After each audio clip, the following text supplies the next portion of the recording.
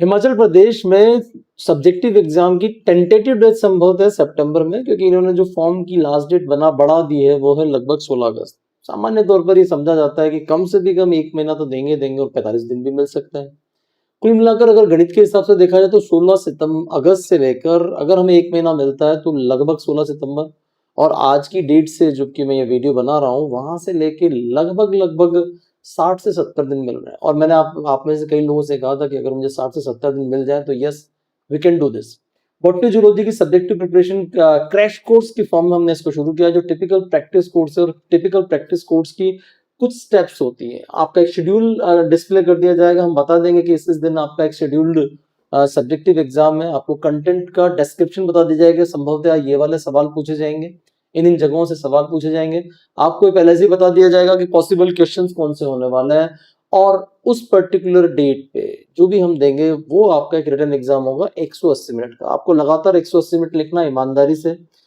Question को हमारे जो साइट है, जो हम लिंक आपको देंगे, उसके ऊपर आपकी कॉपी को अपलोड करना है। उस कॉपी को अगले 2 से 3 दिनों में रिव्यू किया जाएगा, सजेशंस दी जाएंगी, करेक्शंस किए जाएंगे कि भाई ये तरीके से लिखा जाता है और ये चीज आप सुधार कीजिए।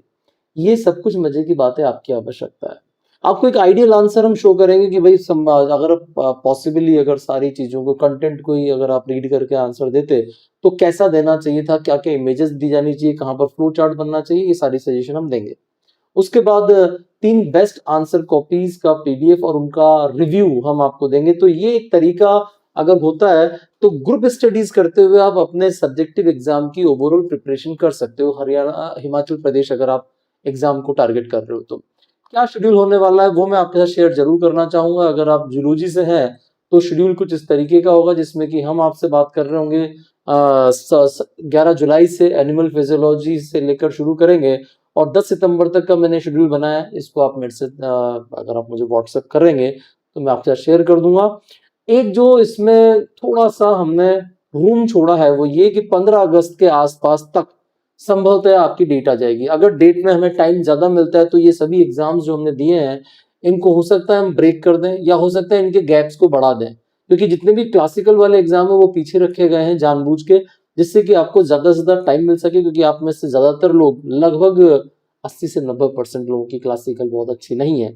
ऐसा ही कुछ हमने बॉटनी के एग्जाम में भी किया है। बॉटनी के एग्जाम में भी जो 15 अगस्त के पहले पहले हमने ज्यादातर कठिन चीजें रख दी है, वैसे 8 अगस्त से पहले पहले, क्योंकि हमारे हिसाब से यहाँ तक तो डेट आ ही जाएगी।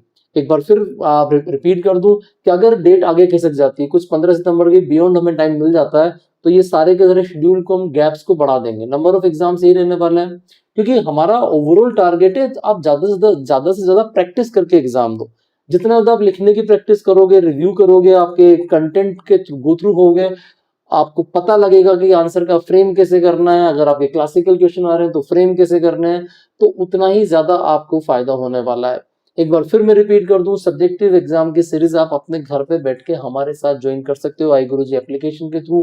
फटाफट से आई गुरुजी ऐप डाउनलोड कीजिए, वीडियो को देखिए कि क्या हम एग्जैक्टली करने वाले हैं, और सारी की सारी डिटेल्स वहां पर दी हुई है। Thank you very much.